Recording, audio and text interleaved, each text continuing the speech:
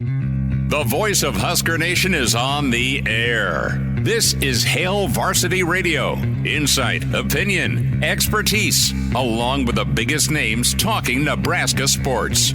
Join in with the show at 402-489-1240 or 1-800-825-5865. Now, here are your hosts, Chris Schmidt and Elijah Herbel. Great to have you in. Welcome into Thursday. It's Hail Varsity Radio. We're presented by Currency. For all your equipment financing needs, go Currency. Chris Schmidt, Elijah Herbel. As we get to it, plenty of college football to dive into. Already comments from Matthew in the stream. So let's just tell you how you can watch or listen to the show. You can always check out Hail Varsity YouTube channel. That's where the video is in its glorious HD. All my acne is taken care of this week till another breakout. Kidding, sort of. Hail Varsity Radio Twitter. Follow that at HVarsity Radio. Chris Schmidt, Elijah Herbel. Give us a follow on Twitter as well at Schmidt_radio or at Herbal Essence for Elijah. Busy show. Brandon Vogel with us in hour one at 4:25. We'll check in with Vogues, talk some upcoming fall camp talking points as that's almost underway. We're getting geared up for Indy and Big Ten Media Days, so there is that. And then in hour two, we'll hear from Coach Gary Barnett, his reaction to Pat Fitzgerald's dismissal and what Coach thinks moving forward about Northwestern football, the hazing, and we'll cover all of that. Also, Jack Ebling, The Drive, statewide. Big Ten show in the state of Michigan. Michigan State is what Jack is all about. So we'll talk with Jack Ebling in hour two. So going to lay this out. We talked with Coach Barnett earlier today. And just so you know, we've talked with Coach Barnett for a long, long time, probably 10 plus years on this show every Thursday, typically in the 5 o'clock hour. So Coach Barnett's a friend of the show. We love his insight, his input. So that's our relationship. If you don't know, I think you probably do. But Coach Fitzgerald's relationship with Gary Barnett goes back forever. I mean, one of those foundational recruits you get if you're going to build and flip a football program. And Barnett did that. He out-recruited, Nebraska. If you hear Coach McBride, he really wanted Pat Fitzgerald. Also out-recruited Notre Dame for Pat Fitzgerald, and that was a program changer. So very special relationship between Gary Barnett, Pat Fitzgerald, and know that going in when you hear the interview coming up at 5:05.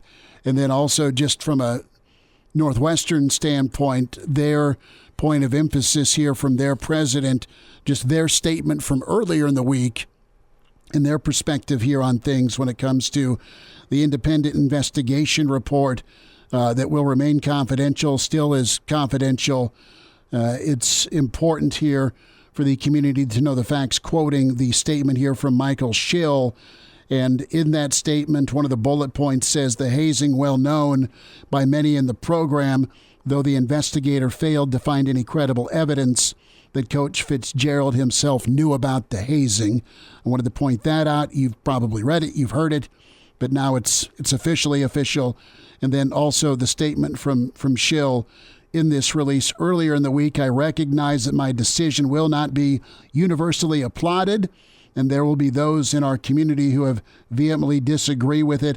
Ultimately, I'm in charge of acting in the best interest of the entire university, and that decision is reflective on that, make that reflective of that. The damage done to our institution is significant, as is the harm to some of our students.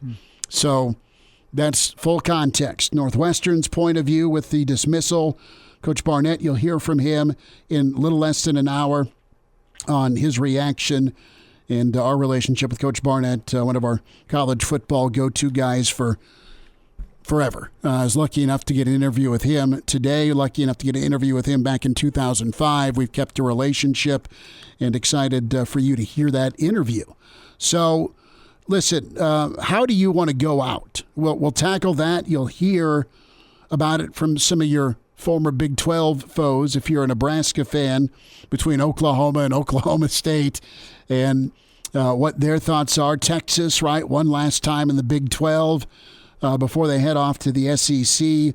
It's a topical discussion point this week because that's a focal point, a talking point, a riding point with Pat Fitzgerald, all that he gave to Northwestern, and this is how it ended for him at Northwestern. And then with Nebraska, right? Nebraska did not have a great finale as they moved on from the Big 12. They were on the doorstep of a championship, but it was a difficult, it was an awkward sayonara. So we'll get into that talking point and topic as well. Numbers to get in, 489-1240, 489-1240 with Hail Varsity Radio. You can also email the show, chris@hailvarsity.com. But when we talk about how do you want to go out, two guys that are back because they didn't like how things ended for Nebraska in the wide receiver room. And Elijah, really good story from Jacob Padilla, HailVarsity.com and magazine. We'll talk to Jacob tomorrow. I've not asked him yet. I hope we talk to Jacob tomorrow like we always do on Friday. But Garcia-Castaneda and Zavier Betts, two guys that were ready to hit the portal, two guys that are back, and two guys that are experienced, especially so in this wide receiver room that has talent, but it's going to be pretty important, pretty key for Nebraska to be able to have some trusted guys getting open, catching the football from Sims. And, you know, I thought it was pretty fascinating with Xavier's interview with Jessica Cootie and how much he wanted to come back. Not only the connection he had with Matt Rule caring about him as a person, but the effort put in. You're brilliant. You're a smart guy. You're an academic scholarship guy. Mm-hmm. Did you ever take 21 credit hours? I got to... Did you 18? I hit 18. I think I hit 21. So I don't think I hit 21. Because I think that was the year I had my science lab. Can I ask this question? Was it stacked full of, fourth year Spanish, biochem, trigonometry? I mean, was it a murder? Was it a November and a Big Ten schedule? Well, here was the for thing, Nebraska. Here was the thing I found about taking anything over 15 credit hours during my time in college, and you're asking this because Betts and Isaiah Garcia-Castaneda both took 21 in the spring in addition to spring practices in order to be eligible for the Husker football team this fall. And my experience was anything over 15, you had to pick a class that you were just going to forsake for the semester and say, I'm going to show up. I might get my homework done, but I'm going to have to put my attention into other classes and just hope for the best in this one. You pick the one that you think is going to be easiest and say, okay, this is going to be a minimum effort class. Just because with my work here and the station, it was, 2:30 or 3 every single day up until 6:30 or 7. Sure. And that was my day as a college student working for you. It's expanded now since I've graduated college. But I just pick a class and say, you know what? This is one where if I get a C+ or I get a B- and I have to take it pass fail, so be it. I just need to get these credits out of the way. For these guys to be taking 2 additional classes on top of a normal workload for a college student, if you're unaware, 15 credit hours is the standard. You're taking about 3 credit hours per class. So they took 2 additional classes on top of what a standard workload for a college student is in the spring semester, on top of lifting and practicing and film sessions and everything you need to do in spring football to be able to impress new coaches. That just jumped off the page to me as being wow, because if you think back to Zavier at the end of his high school career, there were questions about his academic eligibility coming to Nebraska. And to now hear this same guy going and taking 21 credit hours, and he deferred a lot of the credit. He gave thanks to his tutors and the coaching staff for helping him through his process. But that takes a lot of individual resiliency and just honestly commitment, right? Embracing that you're just going to be in hell for 5 months.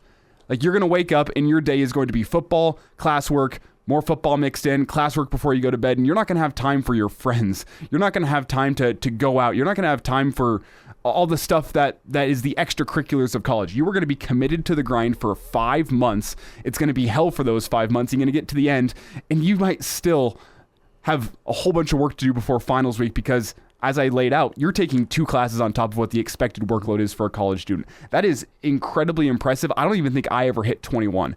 And I thought I was in hell whenever I was in 18. So for these guys to be doing football on top of that workload, just incredibly impressive. And And it speaks to those guys in addition to the support that they receive from this new coaching staff coming in to allow that to even be possible, to give these kids the confidence to say, you can do it, you can be a football player as well while you do it, and you're going to achieve at a very high level. It is the commitment aspect of it. And in Jacob's story, and he touched base with Hurrdat's own Damon Benning just about Zavier because Damon knows Betts. And listen, you had things that were real with Betts, and that was, how important was football to him, and really honestly, what's the relationship like? And these guys have not just Betts, not just Garcia-Castaneda, but you can pick a dude at Nebraska, and your chances of having a same position coach 2 years in a row, 3 years in a row, the guy who recruited you here to where you're at now, that has been nothing but constant change, and you can go through X number of years. I mean, the turnover has been very real, and that is kind of what a new normal is in college, unfortunately, but it's been excessive at Nebraska. And for Betts, the talent's there. The love of the game, was it there, or is it something you did because you're great at it, or could be really great at it at the college level or beyond? You were great at it in high school. So, I mean, it came down to what do you really want to do? And credit Matt Rule for being able to connect with a guy that, it's going to help win football games, but connect with a guy that, you have this opportunity from an education standpoint to do your thing. And to your point about Betts out of high school to Nebraska, Nebraska made that commitment to him and said, hey, dude, we want you in the class. We trust that you're going to get the work done. So I think the bigger than me part of this, where Betts says, okay, I gotta rock 21 hours. I got to get back on track academically. And I've got teammates that are depending on me, and they want me here. So it's a really good story, and it could turn into an even better story for Nebraska, for Betts, for that wide receiver room, for Coach McGuire, Garrett McGuire, and just what he can do to help mold guys that are really exciting in this offense. I mean, we'll get into position group breakdowns as we trudge through camp before kickoff that Thursday night in Minneapolis. We'll be at the Graduate. And listen, Nebraska's an intriguing football team. That'll be part of the storyline, is the intrigue, the new, but also the proven. And can you do it again at another program if you're Matt Rule? But no, really good story from Jacob on Zavier Betts, on Garcia-Castaneda, and their desire to be back in it once they had a chance to lock in with Coach Rule, the position coach. And, overall, their individual success, yes, important. As you apply it to the offense, they're needed. And then what the offense can do, bigger picture, is also going to be important in a rough Big Ten. But you've seen glimmers of wow. You've seen glimmers of wow from Zavier Betts. Saw it against Oklahoma. Saw it against Northwestern. You saw it. It's big time. You saw it against Northwestern. You saw it against Michigan. Mm-hmm. And then the playing time just kind of started dwindling. He was the target.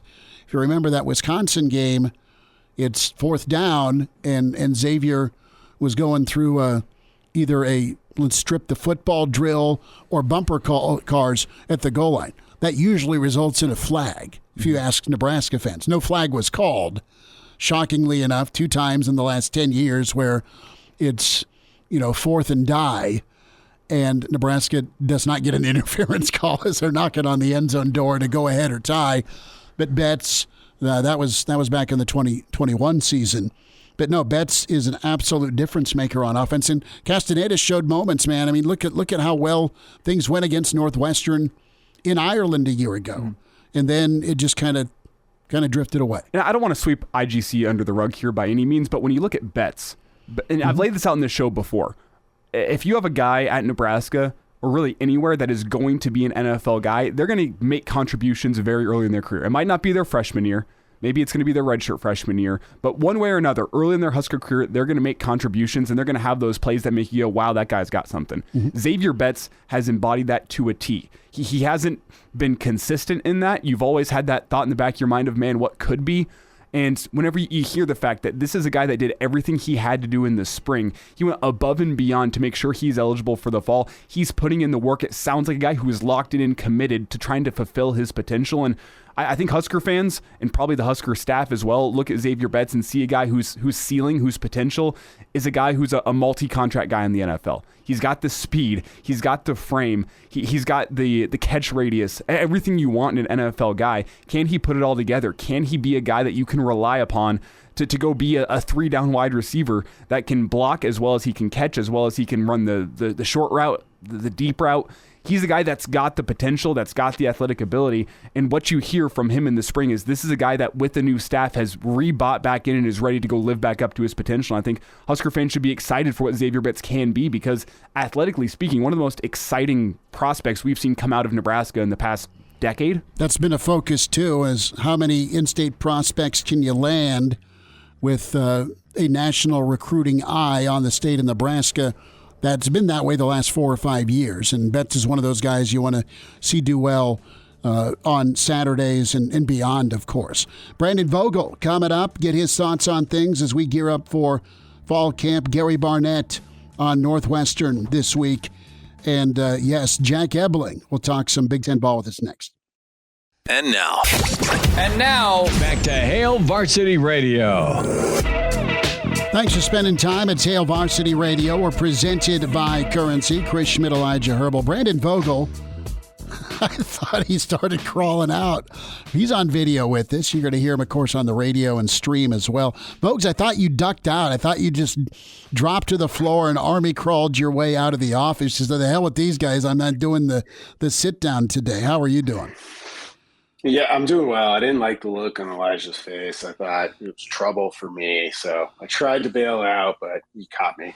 You know, that tends to happen. Chris is on the line, and we'll take this call, and then we'll dive in. Chris, thanks for calling. Go ahead. Hey, guys. Great show. Thanks. The Zavier Betts was our most dynamic player for 2 years. I remember the third game in the hysteria year. He catches the pass. And a 40-some-yard touchdown run after catching the short pass against Penn State. Never ran that play again. That seemed to be something that the old crew would do. They'd find a great successful play like the swing pass, the Marquise Step first game of the year that went for 45 yards. That's a play you shelve. You don't run that again. Chris, I'm going to interrupt you and say, the swing pass also resulted in 2 monstrous turnovers that lost games. But go ahead. Yeah, well, you got to be smart. But they did work. It did work real well that first time. But anyways, Betts was our best, most talented receiver. There's hardly any doubt about that. And so many times under Frost, their guys would come in and they couldn't deal with the playbook or whatever. And if it was just one guy, that'd be all right. Zavier Betts just couldn't handle it. Just wasn't smart enough. But it happened over and over and over again to different players. And so it was obvious they were running a system that just wasn't tailored to college players. A college system can't be complicated by virtue of the fact that it's, they're college players. Now they're professional. Okay. They do get paid good money, but still they've got to. What's the question, Chris? Chris, what's the question? What's that? What's your question, partner? Oh, the question. Well, I was just that Zavier Betts was. You think he's, going to live up to his potential finally? That they'll be able to unleash it, unlike the previous regime. Well, that is the $1 million question. Chris, appreciate you listening, man. Thanks for the phone call. Guys, let's hit on that, and we can always hypothetically wager, where things go there. But no, Chris's point, as far as is the offense too complicated or not, Betts is smart enough to do a lot of things. I don't think it was an intelligence question with the playbook. It comes down to are you willing to put the time in to learn it or not? And I was not there. And did the staff put him in a place where they were doing all the necessary in order to put him in a place where he could find his success? It's a two-way street. You got to do it yourself, but you got to have the right positioning as well. Vogues, I want to get your thoughts here. I mean, Betts, I would agree, is probably the most talented guy. He flashed enough. He's totally a go-to difference maker. Is that something you're keen on with this new staff, getting guys to reach the ceiling? Yeah, I mean, I think that's always part of the game, particularly in college, which I think the caller was, referencing in terms of simplicity. And it is more important in college, I believe, than it is important in the pros. But broadly, I think with football, what you're trying to get away with is being as simple as you can be while still being able to achieve all of the things that you need to do to win football games consistently. There's the great Mike Leach line about, the air raid, the spread, all of the things he wanted to talk about, was like, we do a lot of things, formationally. And the beauty of it is like, I don't have to teach a receiver like 9 different plays. I got to teach him 9 different plays to stand. And that's what you're after, realistically. And, Osborne was a master play caller in running Nebraska's offense. But like, when you dig into it, when you look at those old playbooks, like, it was kind of genius. And like, hey guys, we're just running the same play. It's out of a different look. And like, trust me to know which look provides us the greatest advantage at which time. And, the results speak for themselves. Also to the point of, I don't know if I'd be willing to go. There's just not enough sample size with Betts to say that he was Nebraska's best receiver the past 2 years. What I would say is his athleticism, his combination of length and speed and also jumping ability, is certainly enticing. And you saw enough pieces of it, as evidenced by some of those big plays mentioned over 2 seasons, to be like, man, if this can just get on track, kind of get on the same page, whatever terminology you prefer, it could be really something special. I think in looking at the difference, like, I know that Nebraska's staff invested a lot because of some of those traits that are apparent to anyone in getting him to a spot where he could be the best player he can be. Sometimes it's, one of those things where maybe your message just isn't quite reaching a player the way he needs to be reached. I feel optimistic about Rule and staff's ability to do that, but it's one of those things where you just kind of got to wait until you can actually see it for yourself. Brendan, Mitch Sherman had a story a couple weeks back where he wrote that the 2 Nebraska walk-ons that earned scholarships this offseason, John Bullock and Nate Borkacher, are going to be emblematic of Matt Rule's culture shift, the one he's trying to get done this offseason at Nebraska, trying to bring these guys to the forefront and get them significant snaps in a way that shows that they're able to be utilized better than under the previous staff. And do you think it's right to add Zavier Betts to that list of being a guy that, if this staff can get him right and get him on the field and bring that athletic talent that we've all seen to the forefront and eventually get this guy to the NFL, is that a guy that could be emblematic and a guy that we should watch in terms of what has Matt Rule done in shifting the culture at Nebraska? I think I would put him in that category. And obviously when you're talking about walk-ons, and I agree with Mitch in those 2 players, and I think they're going to play important roles. Bullock is somebody who, like, not to get too inside baseball, but like, when we look at all of these photos that we have the option to put in Hail Varsity magazine, there's a lot to go through. And Bullock was one of those guys that just like popped on special teams, even in that format, a lot of the time. So like, for him to be there doesn't surprise me a ton. At tight end, it surprised me a little bit more, but not all that much. Given everything to Betts, so Betts has the advantage of, he was a 4-star coming out of high school. His recruitment was hotly contested. It's different than some of these guys who you get as walk-ons who your hope is they were overlooked. Nobody was overlooking Betts, but in terms of the ability to kind of reach him, to create the environment that gives him the best opportunity to succeed also isn't, I don't think Nebraska reached that over 2 years. And despite what I think really were their best efforts of that previous staff. So I think that could be another success story. It's just coming at it from kind of the opposite angle. Here's a guy who was a 4-star to start. Here's a guy who had to walk on to start. Either way, if any of those things transpire, Nebraska fans and Nebraska's coaching staff will certainly take it. Brandon Vogel's with us, HailVarsity.com and magazine at Brandon L. Vogel on Twitter. And Vogues, I want to get your take. Position group. What position group are you most intrigued to follow, gauge their progress this final stretch before kickoff as fall camp is looming? Yeah. This probably would have been my answer in December and January. It's probably still my answer now. I think it's hard for me to look anywhere beyond the offensive line. And I think even the stakes have gone up with that. So 2 seasons ago, it was clear, I think, to most people that Nebraska's offensive line play wasn't good enough to be where everybody wanted it to be. And the result of that was Greg Austin had to look for a new job, essentially. Bring in Donovan Raiola. And last year also wasn't good enough to get Nebraska to where it wanted to be. So his role as somebody who is retained on this staff kind of puts an underscore on that. I do think Nebraska's talented there.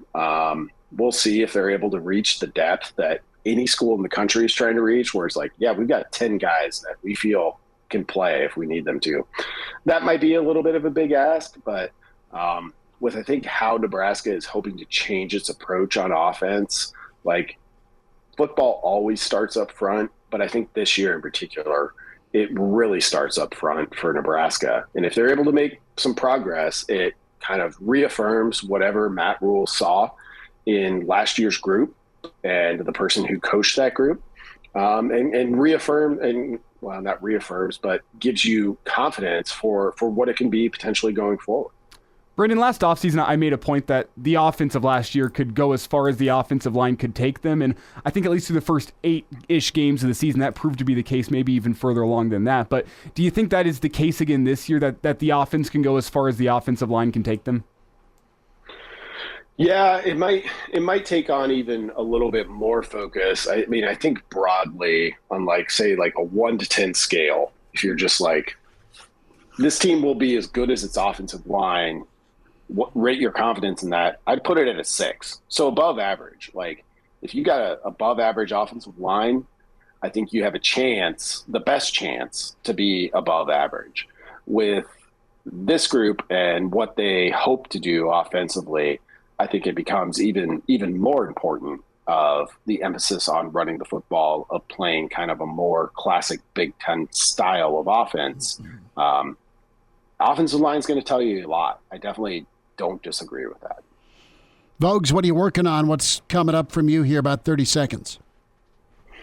Yeah, getting ready for the season. Big Ten Media Days is not far away, of course, which will be the official kickoff. I know the Big 12 has already kind of kicked things off in talking season this week. So starting to get excited, starting to feel close. And I think it's going to be a good year for Nebraska. Like, you never know, but the coaching staff, I think, this job hasn't felt too big with them.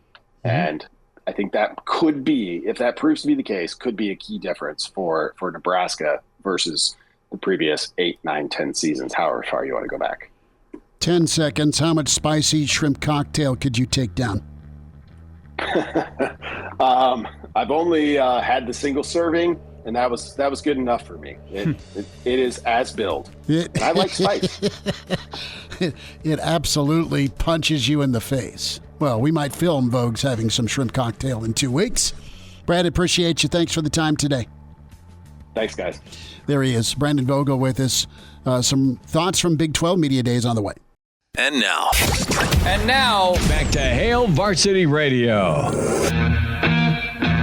Thanks for spending time at Hail Varsity Radio. We're presented by Currency. For all your equipment financing needs, go Currency. Chris Schmidt, Elijah Herbel. As big thanks to Brandon Vogel.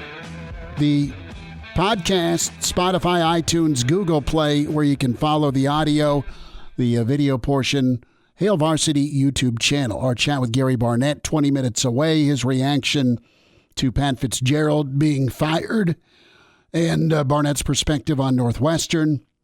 That is coming up. Jack Ebling, a Big Ten insider and host and columnist Jack Ebling in hour 2. So room between now and 5 to get in if you want to do so. So we opened the show with this. How do you want to go out? How do you want to be remembered? And it's interesting because Elijah, it now applies to Oklahoma and Texas. They're not strangers to transition. One from the Southwestern Conference, one from the Big 8. They both went to the Big 12 in 96. And now they are waving goodbye to a league that they largely propped up. K-State's been really good, but it's been a league that's had their share of departures. Well, especially since Nebraska's left. It's been Nebraska, Texas and Oklahoma, you have Missouri, you have A&M, you have Colorado. I mean, everyone's sprinted out the door almost 11, 12 plus years ago. And this is what's left, and they've still survived somehow. And if you pull a Nebraska fan, not every, but many, they would relish nothing more than some sort of Texas heartbreak. I mean, think about Nebraska's last couple of years in the Big 12. You had the infamous BCS comment by Bo Pelini against Texas. You had the infamous A&M game where it looked like a scene from Remember the Titans, where flags are thrown on every play to prevent any success for Coach Herm Boone's team. And that was just a tough ball game at A&M, where you got the bow cam and the chest pointing with T-Magic. And then you have who could forget the bottom of the pile? Right, the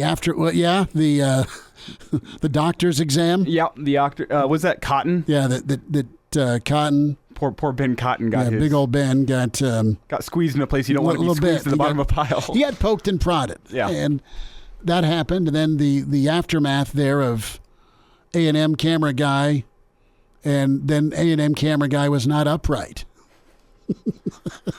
That was drama. That was, but that was it. And then you lose to Oklahoma after you build a 17-point lead in the Big 12 title game. So let's fast forward to here, and Texas and Sark and those guys, and even Oklahoma. Like, you got everyone else in that league wanting to put it to them on their way out the door.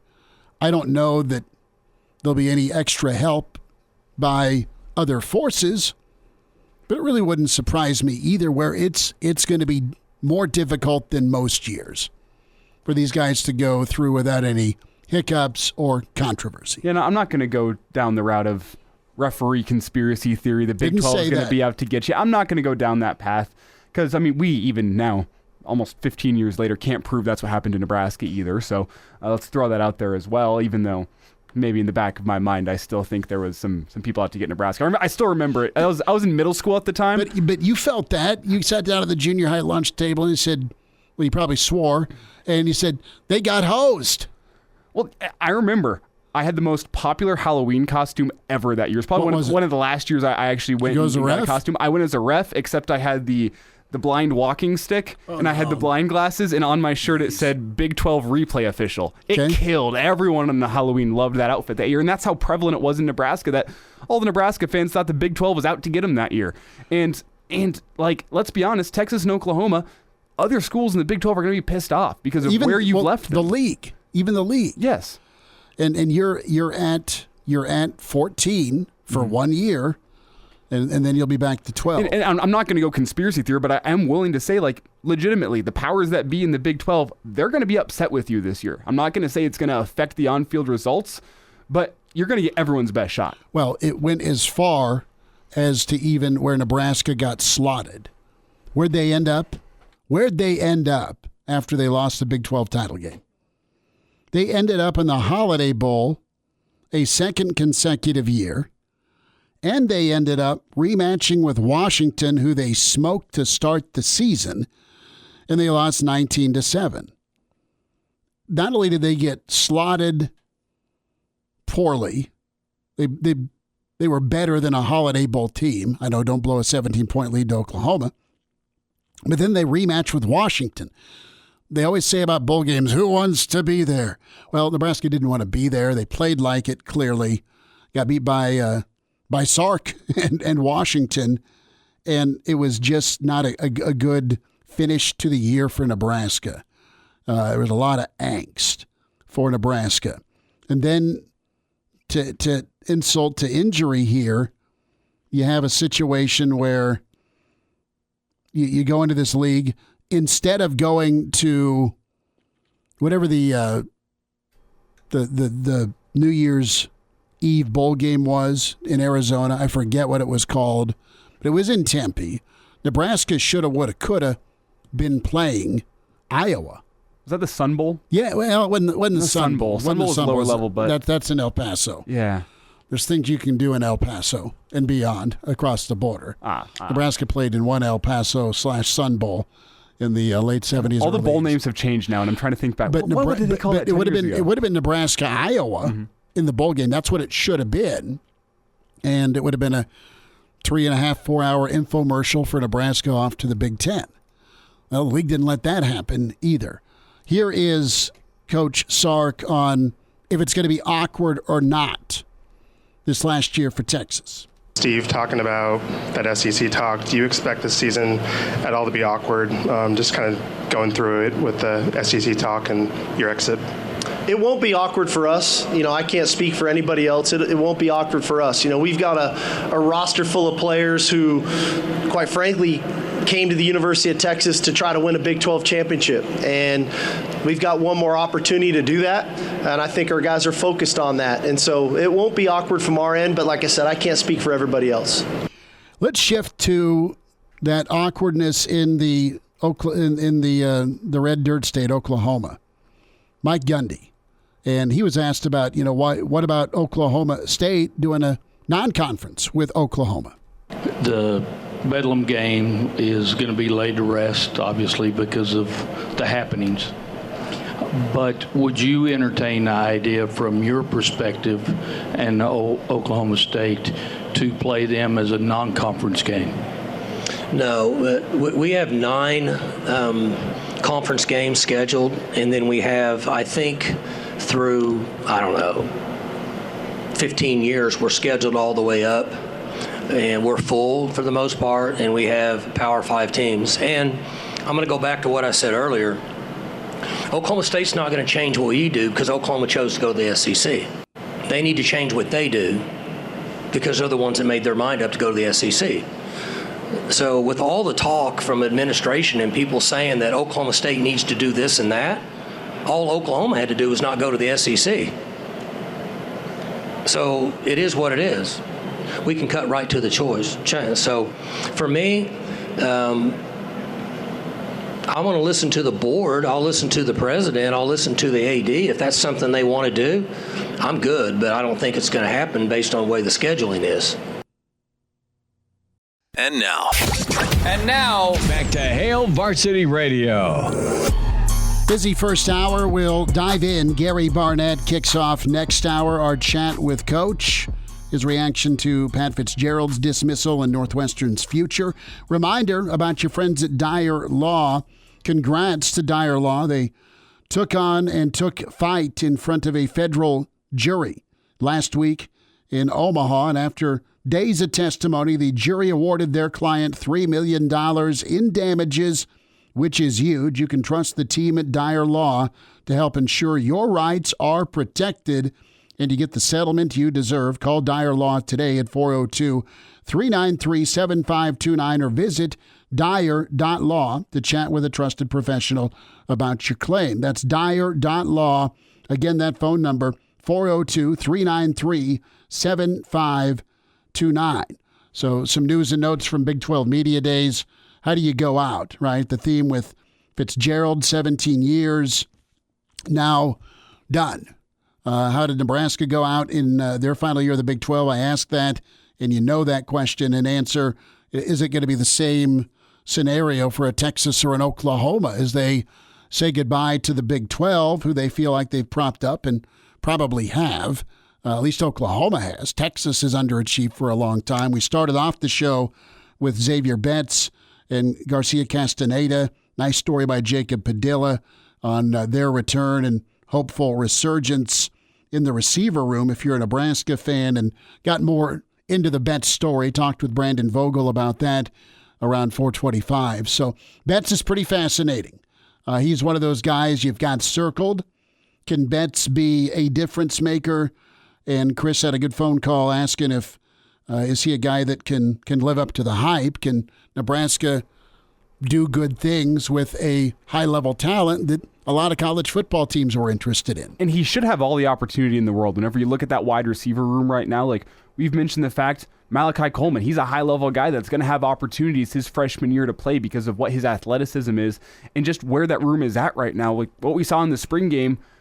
In spring games, I understand they need to be taken with a grain of salt, but we saw essentially Billy Kemp being the only reliable receiver, the guy that was going to get open and was going to be the safety valve for Jeff Sims. Everything else seems 100% wide open. We don't know what's going to end up there, and based on what we have seen, I think Zavier Betts is a guy that has the talent to be a starter in that wide receiver room, to be a guy that Jeff Sims can rely upon. The question is, can he bring it together with consistency, and can he start living up to that high billing that Husker media and Husker fans have placed on Betts because of what his athletic ceiling can be? You've already unlocked him wanting to put himself through 21 hours, be committed to his teammates, be committed to himself, and really endure.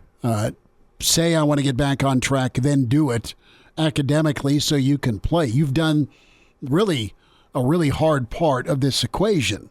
Now, the next step is to be that way Monday through Thursday on the practice field, get comfortable, get confident, stay that way, and then be an option and then eventual difference maker as you keep that comfort level high. So can that be a reality for Nebraska? Unlock the talent. You've unlocked or kind of rekindled that commitment and enjoyment of football, at least that he came back to it after being away, after going into the portal. Same with Garcia-Castaneda. I think there's a high expectation level that exists in college football, but you've got an accountability, and then the communication part of it is a difference with this staff, it feels like. Our chat with Gary Barnett, his reaction to Northwestern, that's next on Hail Varsity, presented by Currency. The voice of Husker Nation is on the air. This is Hail Varsity Radio. Insight, opinion, expertise, along with the biggest names talking Nebraska sports. Join in with the show at 402-489-1240 or 1-800-825-5865. Now, here are your hosts, Chris Schmidt and Elijah Herbel. Thanks for hanging out. It's Hail Varsity Radio, presented by Currency. Chris Schmidt, Elijah Herbel. Our chat with Gary Barnett momentarily. Full disclosure, we had a chance to get to know Gary Barnett, and he's been a regular on our show for 10 years plus every Thursday. So lucky and fortunate to have a chance to talk with him. His relationship, not only as a coach, but also the coach who hired him. Him and Fitz go back quite a ways, and you look at some of the comments made by the Northwestern president. Their independent investigation report concluded that the hazing was well known by many in the program, though the investigator failed to find any credible evidence that Coach Fitzgerald knew about hazing himself. And the statement from Dr. Schill, I recognize that my decision will not be universally applauded, and there'll be those in our community that vehemently disagree with it. Ultimately, I'm in charge of acting in the best interest in the entire university, and that decision is reflective of that, the decision to fire Fitz. The damage done to our institution is significant, as is the harm to some of our students. That's where we're at, and here is the conversation with Gary Barnett. Back into it, it's Hour 2. It's Hail Varsity Radio. We're presented by Currency. For all your equipment financing needs, go Currency. We welcome in Hall of Fame coach at Colorado and at Northwestern. We say hi to Gary Barnett. Coach, it's been a week. Thanks for your time on this. I want to just start off and ask you how you have processed the last near week with Coach Fitzgerald's termination. Well, Chris, as you know, this is a difficult subject for me right now, and I originally said I wouldn't go on the air and talk today, but I've since changed my mind and feel like I do need to say some things. A lot of people have reached out, a lot of news networks and ESPN and Sports Illustrated and USA Today, and asked for comments, and it was right after it occurred, and my immediate response is to the question, do you have anything to say? I said, yeah, I've got a lot I'd like to say, but I'm not going to say it. I sort of learned through the years now that you need to sort of be quiet at certain times. I did say, however, that I'm a big fan of the truth and fairness, and I left it at that. So I haven't spoken out publicly on this. I've spoken to Fitz at least twice on the phone. I've spoken to his wife, with his agent. I've talked to a number of people, as you know, that are big fans of Northwestern and, you know, have a lot to think about this. So this is the first time. And my statement to you, Chris, is, you know, and here's a guy that has spent 17 years of his life coaching. He is maybe one of the most 5 respected college football coaches in the country, for the way his teams played, for the way he conducts himself, for the image that he presents for the university. He was the best player to ever play at Northwestern, according to the accolades. He has turned down job after job after job at every level to stay at his alma mater and keep this thing going. He stayed this year so that he could try to get this thing back from a bad year. So here's a guy that's devoted so much of his life to this university. The university hires a Title IX law firm out of Chicago. They do a 6-month investigation into the allegations of hazing. One day after they turn over the entire report that says, and I'm paraphrasing, of course, that while there were a lot of hazing incidences, they found no evidence that the coaches knew about any of this going on. So all of a sudden, here's your situation. The president then suspends Pat Fitzgerald for 2 weeks, and then, based on the report, and then comes back after feeling a lot of pressure, I'm sure, from certain aspects of our culture to make it more harsh. Turns around and then doesn't just make it more harsh, but fires him. He doesn't give a guy who's given 17 years of his life, plus 5 playing or 4 playing, to fix this thing that was found. Okay? That is a huge mistake. It's a huge unfairness. And what I'd say to you and the Nebraska fans, what if this happened to Tom Osborne? Do you think that he would have been given a chance to fix it? Are you kidding me? Of course he would have. So this was a big mistake, but we have a president that has absolutely no vested interest in Northwestern other than he's just gotten this job. Probably little known about the history of it and everything else. So now all of a sudden you got a guy whose career's ruined. His family is, you can't believe what happens to a family when this happens without even giving the guy a chance. So, you know, that's what's happened. What's going to happen from this point on, let me tell you, Northwestern will suffer consequences for this that cannot be healed. I don't think they'll ever get over this because too many things are happening in the football environment right now, in the college football environment, to allow them. They're going to have a lot of players leave. They're going to have, you know, your selection of coaches. You'll have guys who want to come take a chance there, but they're not going to take a chance for long because it's a difficult job. And so the chances of them getting back to any level of relevance is really slim right now. So they're going to suffer years of a setback here. I don't know if they'll even build that stadium now that they were talking about, which they needed to be a legitimate member of the Big Ten going forward. So lots of things going on here, Chris. And I speak from a little bit of experience in that when I took over Colorado in 1999, I've been gone from Colorado for 6 years. Coach McCartney had been gone for 4. Excuse me, I'd been gone for 7. And Coach McCartney had been gone for 4. So when I came in, I inherited a culture that had hazing in it. I didn't know it when I went in. I found out about it as we went through it.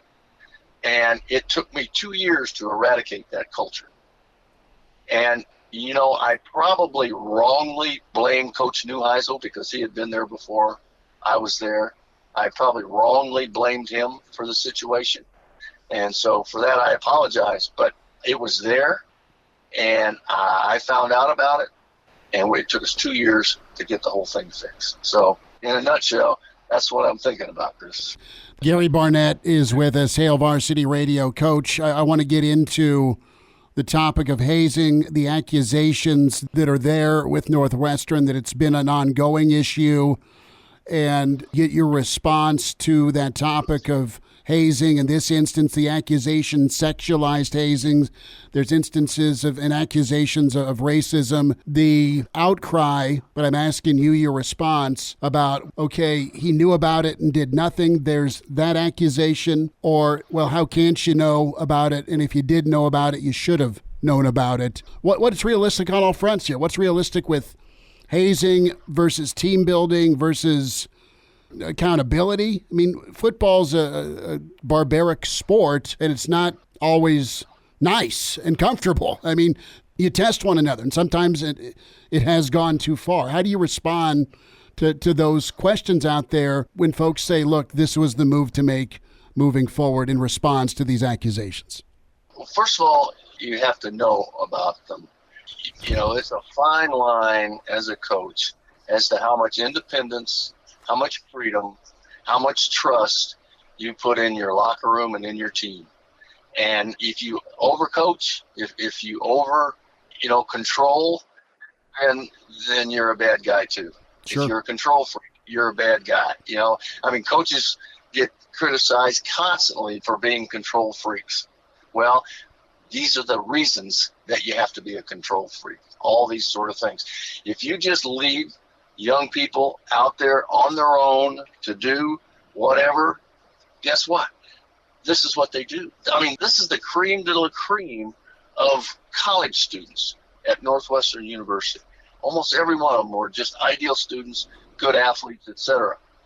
And yet, when left alone, when left ungoverned, when left uncontrolled, you see what happens? Okay, it's a fine line from a coach. And what do? No coach would ever approve of all the things that are being said happen. No one would. I don't know a single coach who would say, yeah, well, that's the way it should be. It doesn't. That's not the way it works. It's just you're constantly walking a tightrope of how much control do I take? How much control do I let them have?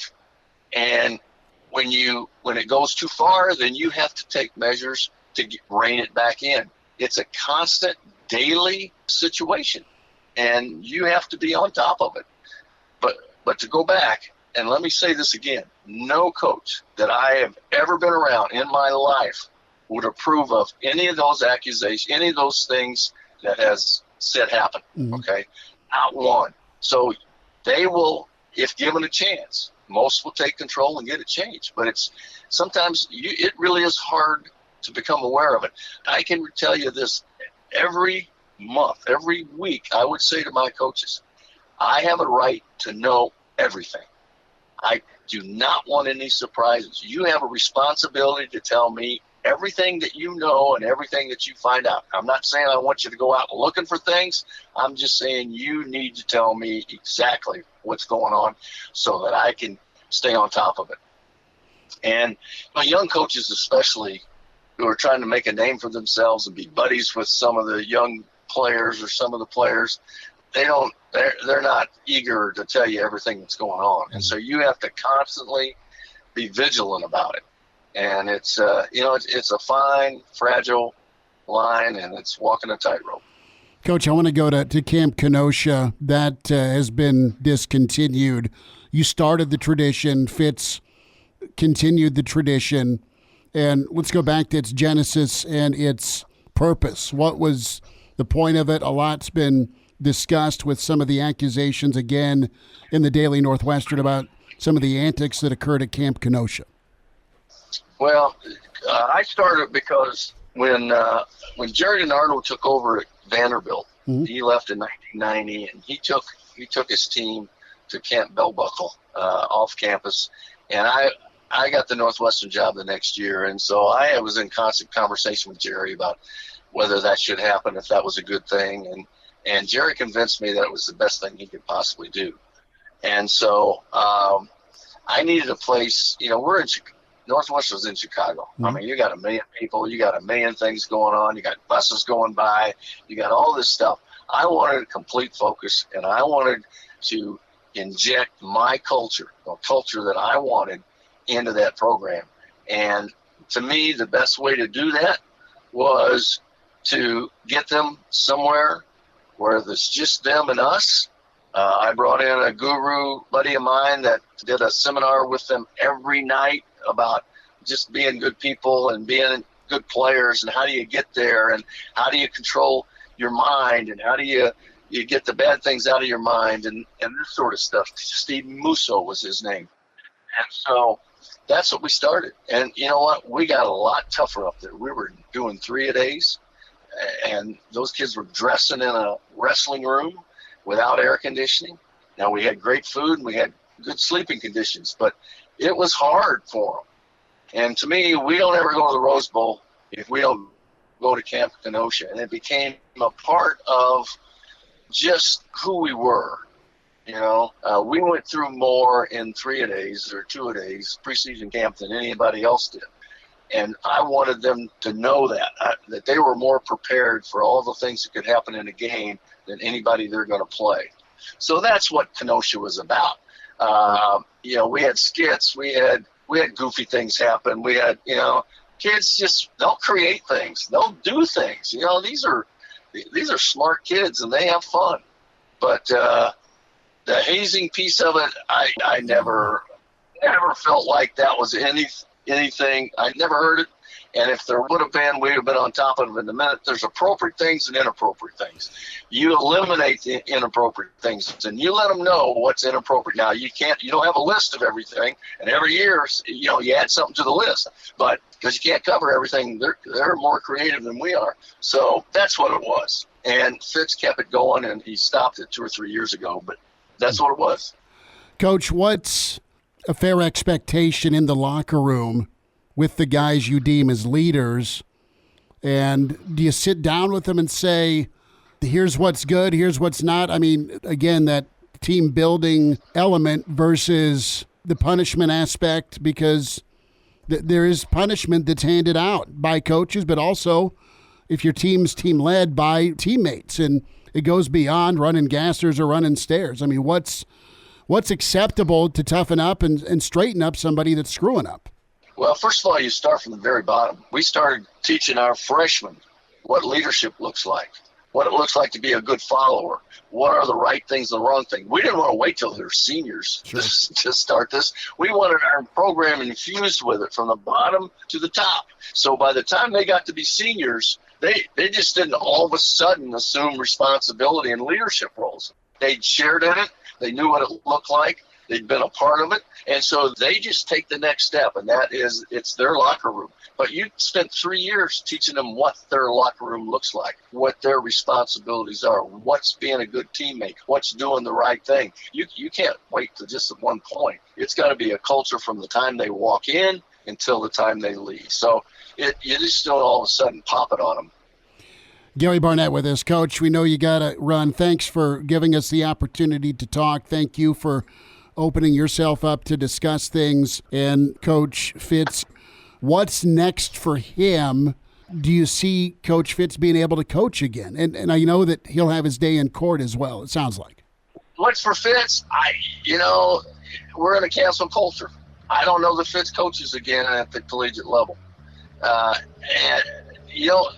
It's going to take somebody to take a chance on him.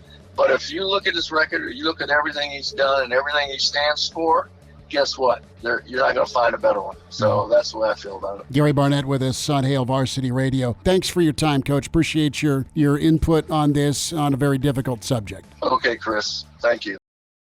And now, back to Hail Varsity Radio. Back into it, it's Hail Varsity Radio, presented by Currency. Chris Schmidt, Elijah Herbel. Let's talk with longtime Big Ten insider and Spartan insider, host of The Drive, Jack Ebling, with us. You find him on Twitter at Jack Ebling. Jack, are you vacationing, or are you just rolling the sleeves up, getting ready for Indy? Well, we go 52 weeks a year here, and every Sunday night on press. So we try to steal a few days here and there, but there's lots going on. There's more than you would think. We've got Moneyball Pro-Am Summer League here, which is a big deal in the summers and draws huge crowds. And then, it's enough other stuff to keep busy. And when you're covering Tom Izzo, that's never a dull moment. Coach Izzo always keeps going. Is he? How does he kind of exhale? Is he a golfer? Is he tennis? Is he a fisherman? How's he unwind? He doesn't. That's part of the issue. No, he's a pretty good golfer, but he never golfs. Yeah. And he plays in, charity events and scrambles, and a lot of times, depending on the pro they put him with, he wins. But he doesn't do much. He goes to his cottage, and then about 2 days later, he's back. So I don't think I've ever seen him vacation for more than 5 days at one time. Well, Jack, maybe we're thinking about this backwards. Maybe work is how he unwinds from the rest of his life. That could be. That's very possible. Jack, the dominant Big Ten topic and national topic here the last week has been Coach Pat Fitzgerald, Northwestern, and interested in your reaction to Northwestern's decision to fire Coach Fitzgerald. Yeah, first of all, let me say that I was beyond stunned. If you had made me pick which school in the Big Ten was going to have this, they would have been 14th only because they couldn't have been 15th. And Pat Fitzgerald, likewise, would have been the last coach I would have expected to be involved in something like this. I don't have access to all of the information. I don't think any media member has seen all the investigative data that Michael Schill got. And I think he got it from a number of different sources. The last time, supposedly, the investigation said that Fitzgerald didn't know and wasn't directly involved. Does that mean that he still should have been responsible for what happened? You can get a lot of views on what a coach should and shouldn't know. Then they had the hasty decision that he was going to have a 2-week suspension in the middle of the summer, which meant nothing. And whether there was pressure on Schill, whatever the case was, he reconsidered. And then there was the letter from the Northwestern players embracing him, saying, he was not in any way involved in this.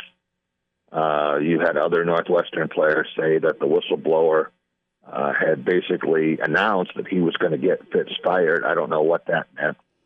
So I just think it puts Northwestern in an incredibly bad situation.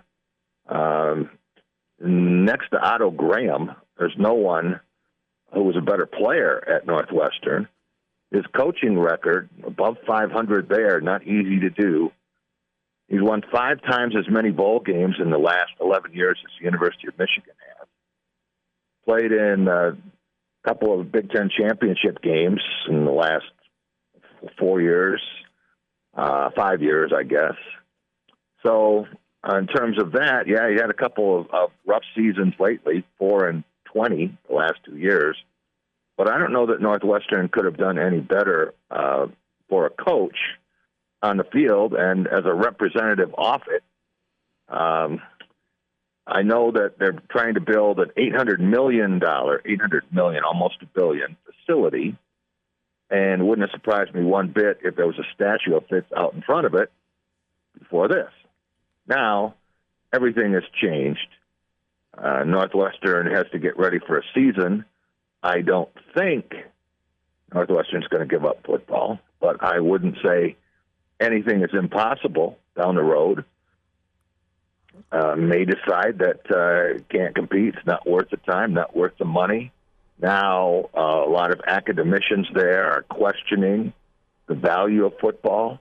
I don't know that the Big Ten would be interested in Northwestern as a non-football playing member. I'd always thought that there's due process, and maybe he's had due process. I don't know, Chris. I wish I had more information, but I was stunned beyond belief and still have a hard time wrapping my arms around it. Jack, for someone my age, 24 years old, Pat Fitzgerald really is Northwestern football. For as long as I have watched college football, followed college football, it's been Pat Fitzgerald at Northwestern and what he's been able to do there. And for someone who is my age, take me through just what the road back for Northwestern could look like, because for as long as I've known football, again, as I said, it's been Pat Fitzgerald, not necessarily making it look easy, but making sure Northwestern is at least a team that you have to be ready for every single year. And I don't think that's always been the case whenever I dive into my history of Northwestern football. What kind of uphill battle does the next head coach face in trying to build this Northwestern team back to where Pat Fitzgerald had it as of a couple years ago? I think it's climbing Mount Kilimanjaro. I can't imagine Northwestern achieving the success it has achieved over the past 28 years in the next 28 without Pat Fitzgerald, with this going into the most difficult environment between academic standards, budget, stadium, limited fan base. I mean, how many times, Chris, have you seen a Northwestern game where there have been more visiting fans than home fans? It happens for Illinois, Wisconsin, Iowa, Michigan, Michigan State, Ohio State, probably Nebraska, certainly. Whenever those schools go into Evanston, you don't know who the home team is. That's what it is. I mean, it's Lawrence. It used to be K-State in the old Big Eight. Yeah. I mean, that's what it is. It's the road game you go to because you can. Right. And I don't know that Northwestern, they won 3 Big Ten championships in the span of 6 years. And I told another writer back in the early 90s that if Northwestern ever won 2 Big Ten titles in a decade, he could have my house. Fortunately, he didn't want it. He had a better one. So, but I think about Gary Barnett and then Randy Walker and Pat Fitzgerald, and it's basically one family. It's like the handoff from Judd Heathcote to Tom Izzo. Very few transitions are that seamless, and I guarantee you the next one won't be. Jack Ebling with us, few minutes here. Hail Varsity Radio, host of The Drive across the state of Michigan. Michigan State Insider, Big Ten Insider at Jack Ebling. On Twitter is where you find him. So, Jack, as we look at the Big Ten and head into this season, the pre-Hollywood year, the last rodeo for the West, it's interesting in the West where you have 3 transfer portal quarterbacks, Mordecai at Wisconsin, McNamara at Iowa, and, of course, Sims in Lincoln. Sims will be at Big Ten Media Days for Nebraska. Quarterback's been so key. And what's your expectation for a quarterback in the Big Ten for a team to have a fighting chance at a division or greater? What's it need to be? Needs to be really good because I think there are a lot of very good teams, especially in what has been the East. You got 3 teams in the top 8 in the country there. In the West, I think it's very competitive. And, maybe you've got 6 teams that you could say would have a chance. Northwestern would not be in that group. But there are a lot of people who remember what Illinois did last year, and that certainly Brett Bielema had a team that was contending. Minnesota, was right there. Wisconsin, Nebraska are going to be better. Was the conference or the division champ, I should say. So, there's a lot of competition. There's a lot of energy, a lot of excitement. And if the quarterbacks are good, I know the new coaches are. Mm-hmm. It's Jack Ebling with us here, Hail Varsity Radio. And Jack, whenever we dive into Michigan State in the East, Mel Tucker, after that phenomenal year one, seems to have regressed back to closer to the mean for what Michigan State football has been since D'Antonio. And I just want to get your take on what this upcoming season means for both Mel Tucker and the Michigan State football program. What are the expectations around East Lansing? Well, it's interesting because Michigan State football reality never matches up with the perception. Over the last 12 years of the 13 Big Ten opponents, the only two schools that have a 500 or better record against Michigan State are Ohio State and Nebraska. And Michigan State is 15-5.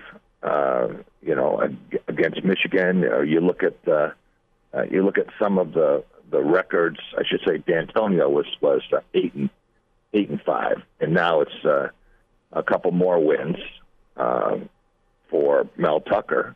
He's actually 2-1 against Jim Harbaugh. So Michigan State has been surprisingly good. Anytime you win 36 out of 41 games. And, they've had 3 appearances in the Big Ten championship game and 3 Big Ten titles since 2010. But last year was so tough to watch. And quarterback play wasn't good. Quarterback was injured in the first game and tried to play through it, not very well. Offensive line wasn't good. Running backs were unimpressive. Defense had a habit of giving up big plays at just the worst time. And the kicking game, for having an All-America punter, was about as bad as you could get.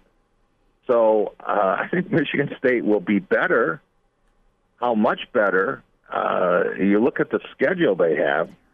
Guys, not only are you playing Michigan, Ohio State, and Penn State, you got Washington on the schedule again, which is a top 10 team. And then you go to Kinnick Stadium. So you could play really well and be 7-5. Jack Ebling with us, Big Ten insider, Michigan State insider, host of The Drive. More with Jack on the way with Hail Varsity. And now, back to Hail Varsity Radio. Jack Ebling with us, a few minutes here, Hail Varsity Radio, host of The Drive across the state of Michigan. Jack, the question we have, should we make a road trip to East Lansing, is where can Jack Ebling get us connected for a Friday show and into Saturday morning or night? I'm hoping it's a night game at Sparty. I'm probably the only one in the state that just thought that, let alone said it. But, what are the possibilities? It's been a long time since Nebraska fans have made the venture. I mean, the last time, the punt return that still causes feverish nightmares. Yeah, that was a game Nebraska really deserved to win. Outplayed Michigan State. Uh-huh. Jaden Reed turned it around, but I would think Nebraska might be playing for something. This is a late season game, and I think you'll be able to get good tickets and hotel rooms and all that. I think we can make something happen. We'll have a little bit of fun. I think we could. I'm leaning that way. So I pitched the idea to Mama and Junior.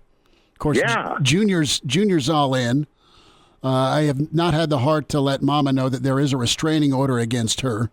From Izzo. From Izzo, because she's scared Izzo. How could we forget? And then she had one of her friends say, well, why don't we go to Nashville that weekend? I'm like, well, you don't have boots, okay, so you can't go to Nashville. Yeah.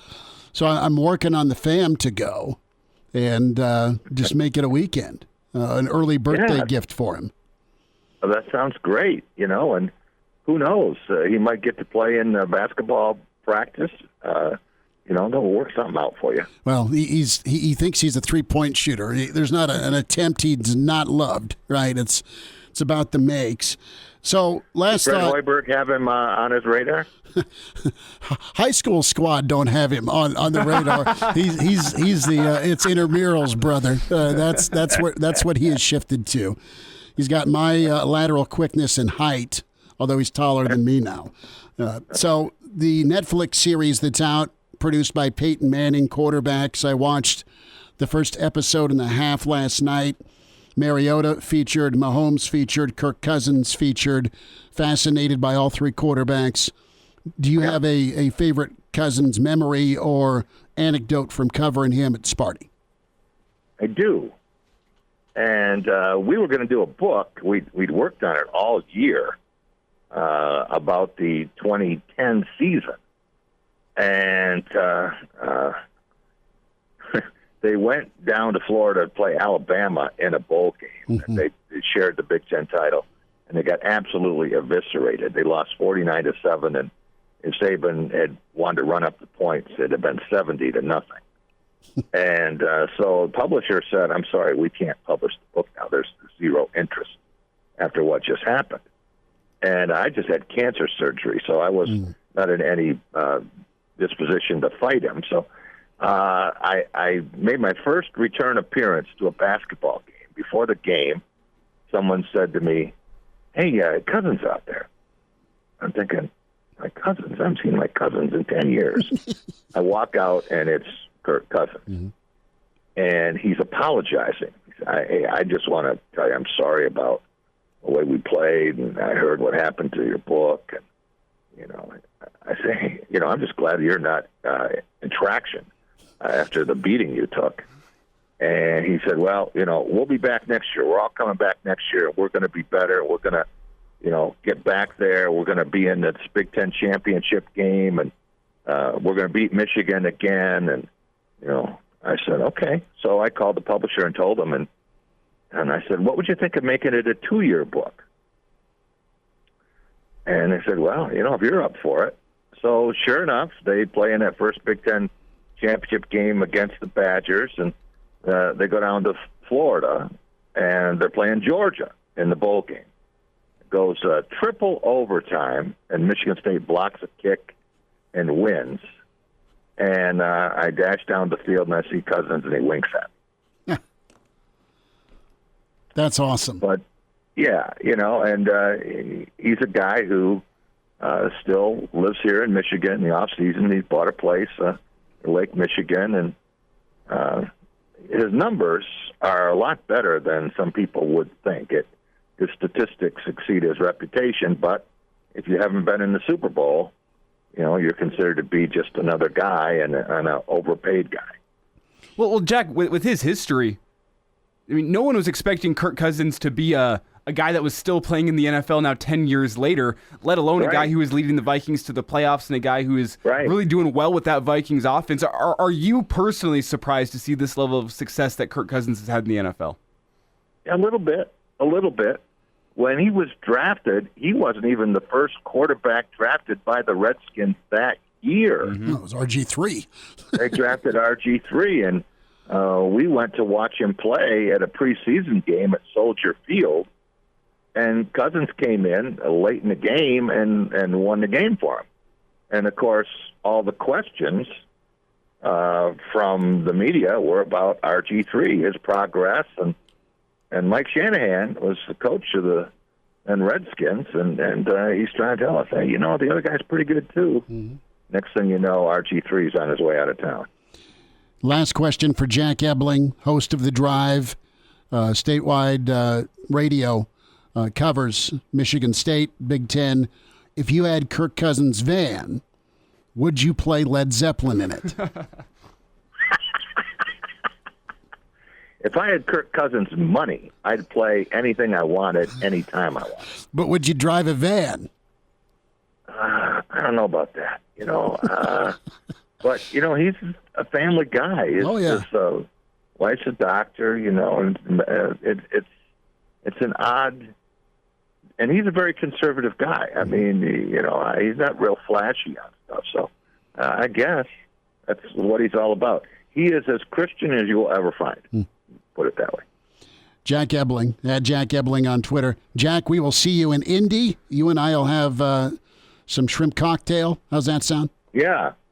Hey, one more thing for you, Chris. You know what? You gave a Twitter address there before. I've had a hacking issue. Oh, no. So, yeah. So now I'm using Drive with Jack, at Drive with Jack. Okay. Just like the show. And, we've gradually rebuilt our following here. But if anyone ever offers you the chance to get hacked, turn it down. We'll absolutely do that. No to hacking. Jack, you take care, bud. I appreciate you. You got it. See you in Indy. Good to spend time with Jack Ebling, host of the Drive, Hail Varsity Radio. Busy second hour. Good chats with Jack Ebling. We kicked off hour 2, our conversation with Gary Barnett, and really pretty raw from Barney with his reaction to Pat Fitzgerald and the direction of Northwestern. And Coach laid out and answered a ton of questions for us. Really happy that relationship is what it is, and can't thank Coach Barnett enough with as long as he's come on, as often as he's come on with us for 10-plus years. Brandon Vogel in hour 1 got us going. A lot of talk about the wide receivers, specifically Zavier Betts, and then Garcia-Castaneda. Both guys have big falls for Nebraska and Coach Rule. That's the hope for a lot of Nebraska fans. We'll wind down a Thursday with Hail Varsity, presented by Currency.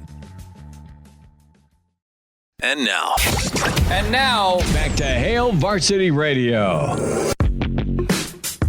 Big thanks to our guest today, Brandon Vogel, Hail Varsity, former Northwestern and Colorado coach Gary Barnett, and Jack Ebling, host of The Drive, Michigan State and Big Ten Insight. A reminder to get buckled up. Use your seatbelts. It saves lives. It prevents injuries only if properly worn. Buckle up. A message from the Nebraska Department of Highway Safety Office. We're back at it tomorrow, 4 o'clock. Can find us, of course, streaming with the Hail Varsity YouTube channel. That's how you watch the show. Can follow along with @HVarsity Radio on Twitter. And as always, check the podcast out, Spotify, iTunes, Google Play. The full show there for you, or the segments you want to hear. Jacob Padilla is in tomorrow. We'll dive in with him, some hoops and hardwood discussion. You've got an Oregon offer for Chuck Love by old Dana Altman, which is cool. That's a local hoops product that's uber talented. So we'll dive into some of the basketball. Jacob does a great job of being a part of AAU during the summer. And then football thoughts as we're just, 16 days from camp? I'm horrible at math. You know that. It depends if you count today or not. Let's count today. So then we are 17 days. 17 okay. If you count today, 16 if you don't count today. Aha. So we're there. We're getting That's nearer. My quick math, at least, which I wasn't a math major either. We're both in broadcasting for a reason, Schmidt. No kidding. So, but I do want to film the cocktail sauce challenge when we're in Indy in 2 weeks. I'll special order some, too, in Lincoln so I can see if I'm more tough than you are. Dude, it is good and terrible. I mean, it tastes incredible, but it's got so much horsey to it. Just sheer power. See, I like horseradish. St. Elmo's, but this stuff is legend. We were with our dear friend Doug Duda, Sportscaster of the Year, Kearney Hastings, Grand Island, ESPN Superstation in Kearney. And sitting across from Duda, I took a bite, and, he's like, you wuss. Then he took a bite. He's like, no, you weren't wrong. I mean, I needed a spring because my chair about went backwards. Mm-hmm. But Vogue's is, he's got more hair on his chest than me. And spicy food can do that. I have a great story. So I went on a cruise with my grandparents years back. This would have been after I graduated from 5th grade. So way back when. It was their 50th wedding anniversary.